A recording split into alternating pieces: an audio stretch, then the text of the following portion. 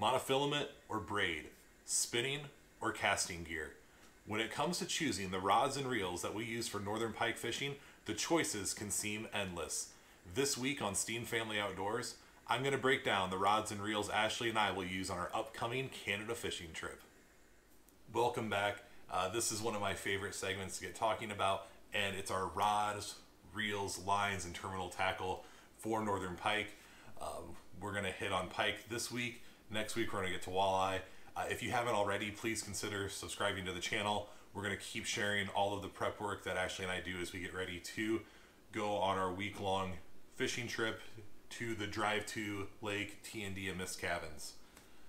All right, pike rod and reels. One thing I'm going to hit off the bat is line choice.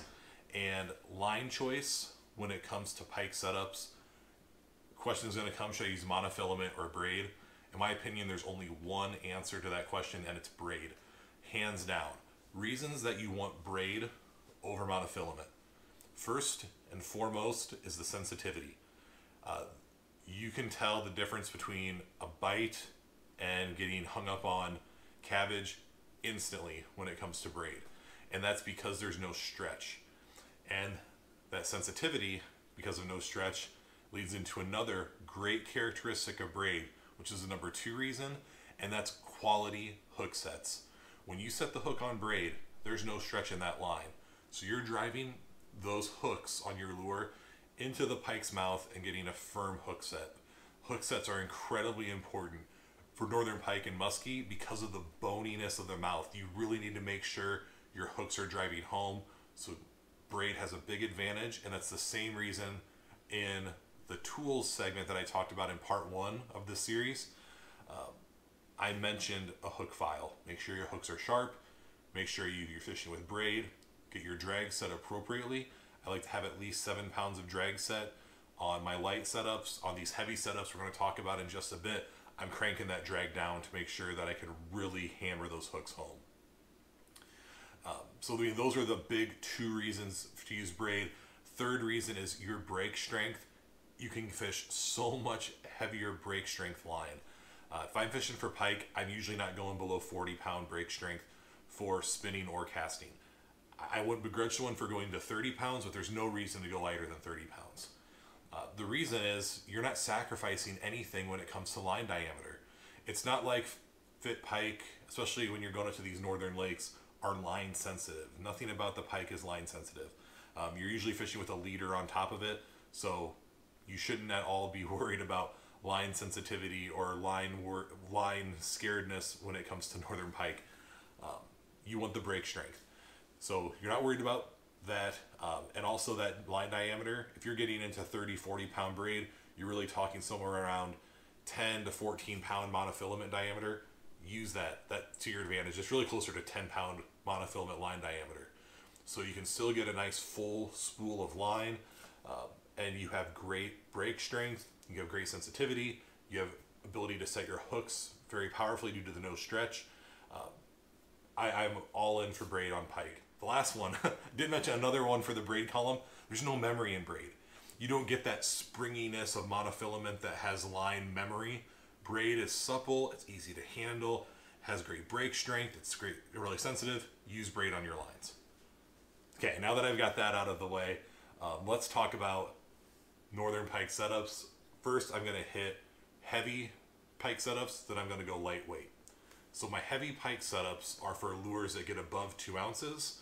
The lightweight setups when our lures are 2 ounces or less. So that's how I break up the selection of rod and reel choices. It's based on my lure selection. So when it comes to my heavy pike setup, I've been using this rod for a number of years, and I'm going to talk through the entire setup first. So the rod that I use is a St. Croix Muskie Mojo, medium heavy power, fast action, and it's muskie medium heavy, 7'6" rod. And I'm going to pair that this year with a Shimano Calcutta Conquest 400 MD, and this is the XGLH, so the extra fast gearing with the long handle as well. That is spooled with 80-pound Cortland Master Braid, and then I'm using a fluorocarbon 14-inch leader That's a 140-pound test leader on this setup. So let's talk through all those choices quick. The rod, this has been my go-to rod for over a decade when it comes to northern pike fishing and my heavy setup. It's 7 feet 6 inches, and for me that's about the perfect combination of I can still transport this rod in the bed of a truck. The tube just barely hangs over the edge of the tailgate when we're on the road, but I ratchet strap that rod tube down with no issues. So it transports nice, it fits in the boat really nice. It's long enough that I can easily keep a pike pinned. I can make nice long casts. It does everything about perfect. If I had a little more, if we owned our own boat and we're pulling a boat with designed rod storage, I wouldn't hesitate to go to 8.5 foot with that rod. But for bringing a rod up to camp in a truck and then putting it in a camp boat that's not necessarily has optimized storage for everything, this rod length fits perfect. Going from 3/4 of an ounce to 3 ounces is the lure rating for this rod. I feel comfortable pushing this rod up to about 50% over that, so we'll go up to about a 4.5 ounce lure. So for me, this is my go-to rod when I'm fishing glider jerkbaits. If I'm fishing regular size bulldogs, I'm going to this medium heavy, fast musky rod. It also is just, it has the right action and taper to it when you fight a fish that I still can keep a fish pinned really well. It's not that pool cue type rod that just doesn't give me anything when I'm fighting a fish. This does well even when I tie into the occasional 28 to 30 inch pike. Still does great. I'm a big fan of this rod. When it comes to reels, I'm fishing this, the 400 Calcutta Conquest. This is my first year giving this a try, but I have been a long time believer in the 400 size Shimano casting reels. I want a casting reel that does a few things for me. First, I want fast retrieve. I mentioned 2 lures, walk the dog style lures, and then soft plastics that all require kind of a jerk and then picking up slack. So I want a reel that's picking up at least 40 inches of line. Like, I really don't want to go below 40. I want to be able to pick that slack up fast in my retrieve, and the reels that I choose will always have that specification. Drag, I want a drag that can get up to 18 to 20 pounds. I'm going to tighten the drag up pretty tight when it comes to this because I'm using bigger hooks on bigger lures that I need to move in a pike's mouth, and I want it to be able to set that hook and make sure that I'm getting good penetration on large pikes, so those fish that are over 40 inches in length. And that sets up really well when you're using musky type equipment. When I talk about bass equipment later, I set my drag different on those reels. So I want a drag that has capacity. I also want a drag that's smooth. So again, if I do get drag that pulls, and you might be wondering, wow, we just talked about 15 to 18 pounds of drag. I will have fish every year that strip drag out on these reels, even when they're cinched down very tight. We catch big fish up north. So that's how I like my reel setup. 80-pound braid. If you're thinking about this, and maybe you're a bass angler, or you're considering your trip up north and you hear 80-pound braid, that just sounds heavy. Think about it in line diameter terms. That's closer to 17-pound monofilament. So what I don't want to do is fish these heavy lures with really light, thin line, because what can happen with casting reels on this heavy equipment with tight drags that you're set up fishing is you can get bird's nests that aren't just puffed up line, but they're dig-ins. It's when that line gets dug in underneath, and that tight diameter line is prone to it. And when you have tight diameter line with a breaking strength that's a little bit less, you get those sudden impacts, and you will send a lure flying when that happens. Don't ask me how I know, but I may have experienced it before. So I'll go to 80-pound braid on these. 80 pounds still at the end of the cast. I got a good amount of line left on the spool, which means I get great retrieves right off the bat, and I'm still picking up capacity. So love the 400 size reel. Excited to try out the Conquest 400 MD this year. I'll say historically a reel I would also highly recommend. This is a Shimano Tranx 400A HG, the HG version. I've switched out the power handle for double paddle handles. when I'm working walk the dog style lures, I really like the double paddle handles. So that's why I've switched that out. Would recommend this. I just wanted to give a shot to a new reel out there. And if you're listening and you've been interested in the 400 MD, subscribe to the channel. I'm going to be doing a full review of that. I did it unboxing a few weeks ago, but when we get back from Canada and put it through the paces, we'll do a full scale review. Last thing on casting equipment. I do not use 300 size reels in this case. And a lot of you might be thinking like the 300 size reel sounds like the perfect application for this pike. It's not quite musky fishing, but you're definitely bigger than bass and you're using musky gear, and these 300 reels seem perfect. Why not use the 300? The main reason is I like using heavier braid, so I like to use the 80 pound. And if you go down to 65 pound even on the 300 size, you start to give up a lot of capacity. And I'll set these side by side and we'll bring the camera in close so you can see what I'm talking about.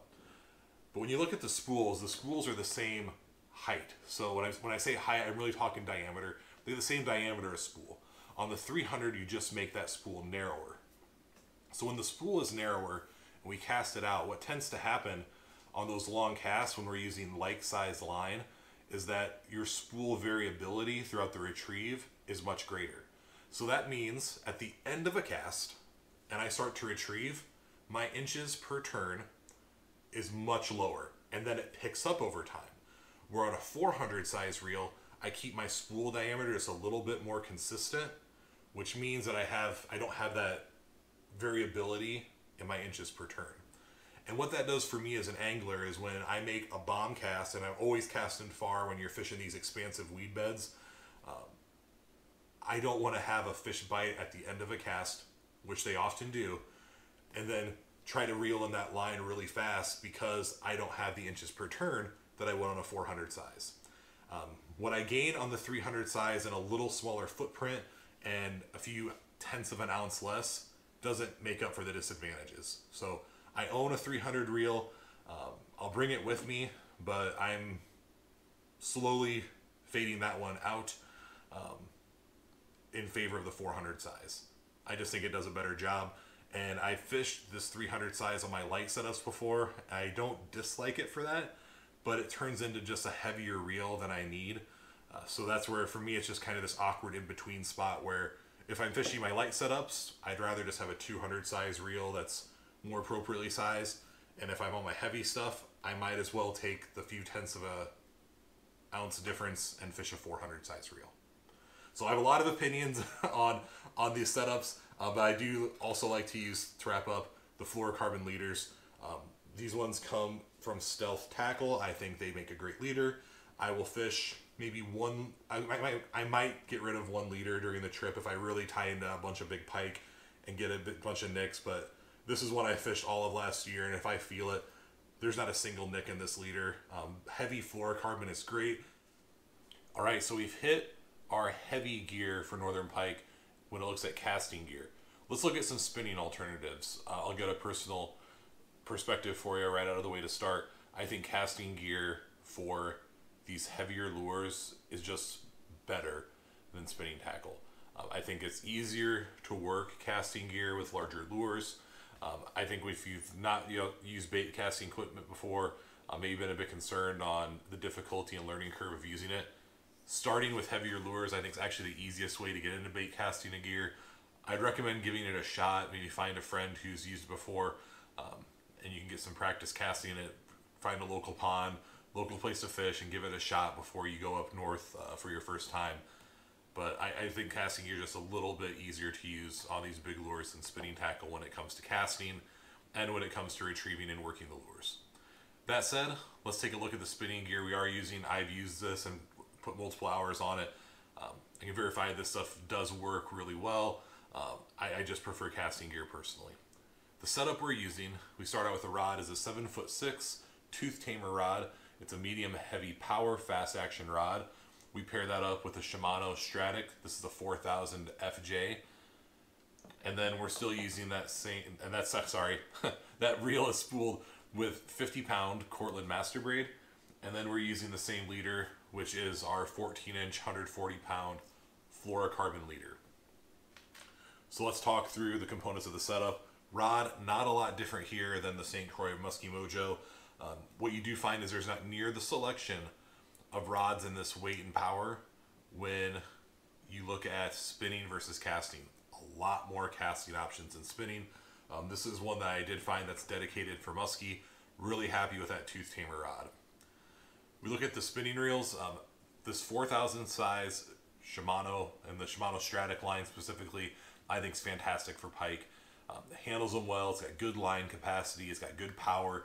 Drags on spinning reels is one of the pros. Spinning reels have phenomenal drags typically across the board. Really happy with this reel. We run another 4,000 Stratic. On the lightweight gear, we'll get to in just a bit as well. This is spooled up with 50-pound braid, and I think that's the right size of braid.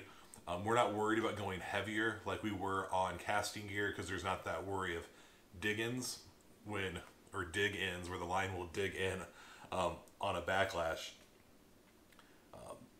The one side of spinning gear is that it does not handle heavier line diameter, I think, quite as well as casting gear. So I don't like to go above 50. You could probably get away with 65 pound, but I like to sit at this 50 pound mark on the heavy. I think performs really well. So that's our reel and line setup. Then we wrap things up with the leader. I'm sticking with this on these heavier lures across the board. We're still using this 14-inch, 140-pound fluorocarbon leader from Stealth Tackle. So I keep my leaders the same. Both these setups are for the same lure size and categories. We're just switching up to spinning reels on the 4,000 size versus the 400 size casting. And we're lightening up our braid just a little bit for those spinning reels. So that wraps up our heavy setup for Northern Pike. We'd run a casting or a spinning. I'm running casting gear. Ashley will run spinning gear when she runs the heavy stuff. Last year, she actually didn't end up using the heavy setup. We just stuck with the light setup for her because she was having such good luck on the lures that she was casting there. So a lot of options when it comes to pike fishing, but this is how we approached heavy gear for lures over 2 ounces. Let's get into the lightweight stuff. Next, we're going to go over the lightweight Northern Pike setups. I'll start right in with the casting rod setup. So for the casting rod, I use a St. Croix Legend Tournament bass rods. This is a medium heavy bass rod rated from 3/8 to 1 1/4 ounces. 12 to 25 pound line are the manufacturer's ratings on this rod. I pair it up and am planning to pair up this year with a Shimano Calcutta Conquest 200 XG reel. That reel spooled with 40-pound Cortland Master Braid, and I will be fishing with that a 12-inch titanium leader with a number 3 snap lock snap on the end of it. So why this setup? I really like this rod from St. Croix. They no longer make this exact model, but what I like about it is it's a little bit heavier than the normal medium heavy blank. If you look at the St. Croix Legend Tournament line or any of St. Croix's casting rods, the medium heavy power typically go up to 1 ounce weight and go up to about 20 pounds for line ratings. This one is rated just a little bit higher. Like that a lot about the rod. For when we travel with it, it also telescopes. Big fan of the telescoping rods. It just makes it a little bit easier to maneuver around, and I really don't notice that I give up a whole lot on it. You might give up a little bit of weight, but that's not too much of an issue for me. So a big fan of this rod. If you're looking at casting rods available in the market today, I'd suggest looking at some of the saltwater blanks. Saltwater casting rods are a medium heavy saltwater inshore from St. Croix. Is a little bit heavier than their bass. It's a little bit lighter than the heavier bass. So if you have medium heavy bass and heavy bass, that medium heavy inshore is going to live right in between them, and I think that's kind of a sweet spot for blanks, and I think that's where this Legend Tournament bass rod came in, being just a little bit heavier than the normal medium heavy rod. So let's go into the reels. So this reel, when I think about reels for casting setups and why I'm going to give this Calcutta Conquest 200 XG a shot this year, it checks a lot of the boxes I'm looking for on my casting reels for this size. I'm getting about 36 inches of line retrieve with this setup. So it's got the right line retrieve I'm looking for in a reel. It's got the right features. It's got a nice drag system, and that's what I'm really going for in my casting setups. I'm not worried about drag power when it comes to my lightweight pike setups. I'm really into smoothness of drag. So I want to invest in a reel that has a very smooth and consistent drag. And even though the upper range of this might be, or in any of these 200 size bass reels, which I think are perfect for 200 size casting reels, I think are perfect for pike on the light setups. I don't need a ton of drag force, but I want, when it's set around 7 to about 7 pounds, I want it smoothly to pull out. I don't want jerkiness in my drag. You can upgrade drag washers to like Carbon Tex drag washers. I think that's a fine investment in reels for the long haul too. So this is a very premium reel. Another one I've used historically that I've liked is the Shimano Sitica. This is a 200E. We're talking, this is a decade old plus reel. But man, this was an era of reel that really held up well. I think for me it was just a little bit slow. This is a 6-to-1 gear ratio, pulling in under 30 inches of line. I want this casting setup to be pulling in at least 32 inches of line. So if you can find a 7-to-1 gear ratio, the Corrado 200E, it just was a really popular reel at that time, and they've held up well over history. Big fan of this reel. If I'm looking at new reels on the market today, I was going to suggest a few. I'd look at the Shimano Tranx 200A XG, the Corrado 200 series XG size. So you get that XG, gets you a little bit faster retrieve. And I really want fast retrieve with pike fishing, similar to what I talked about on my heavy pike setups. I want to be able to pick up slack quickly. Pike, they can charge the boat. You need to pick up line fast. If you're at the end of a long cast, you want to pick up that line quickly. Having that high gear ratio, being able to pick up more line with each turn is really important to me in my pike setups.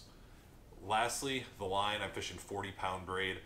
On these casting setups in a 200 size, 40 is about perfect. I think you get a little bit, you give up a little bit on line capacity when you go up to 50-pound braid, and I really don't want to go down to 30-pound braid on Northern Pike. So for me, that 40-pound mark is just about perfect, and I'm fishing these setups.